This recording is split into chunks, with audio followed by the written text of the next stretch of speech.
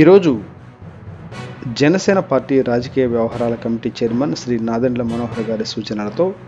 తెనాలి నియోజకవర్గ జనసేన పార్టీ కార్యాలయం నందు బడుగు బలహీన వర్గాల ఆశాజ్యోతి ప్రజా సమస్యల పోరాటానికై తన ప్రాణాలను సైతం అర్పించిన మహనీయుడు స్వర్గీయ వంగవీటి మోహన్ రంగారావు గారి 35వ వర్ధంతి సందర్భంగా ఆ మహనీయుడి నివాళులు అర్పిస్తూ జనసేన పార్టీ నాయకులు ప్రసంగించారు. ఈ సందర్భంగా రంగా గారి సేవలను గుర్తు చేసుకుంటూ బడుగు బలహీన వర్గాల కోసం ఎలా అయితే పోరాటాలు చేశారో అదేవిధంగా ఇప్పుడు శ్రీ పవన్ కళ్యాణ్ గారు వారి ఆశయాలను ముందుకు తీసుకెళ్లడం జరుగుతుందని, రానున్న కాలంలో ప్రతి ఒక్కరూ రంగా గారి ఇచ్చిన పిలుపు మేరకు చేయి కలిపి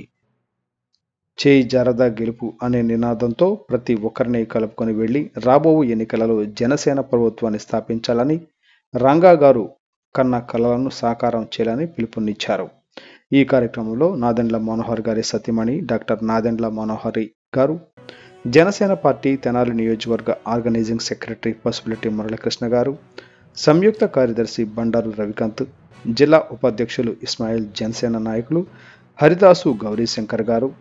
తోటకూర వెంకట రమణారావు, తివ్వల మధుబాబు, ఎర్రు వెంకయ్యనాయుడు, అమ్మిశెట్టి హరికృష్ణ, పసుపులెట్టి వెంకట నరసమ్మ, తెనాలూరి విజయలక్ష్మి, దంతాల కిరణ్ కుమార్, గ్యాలం వేణు, గుంటూరు కృష్ణమోహన్, మల్లవరపు ఆనంద్, పెరికల రాంబాబు, బెల్లపు యశ్వంత్ కుమార్, దివ్యల ఏడుకొండలు, మంచాల సురేష్ మరియు జన సైనికులు పాల్గొన్నారు.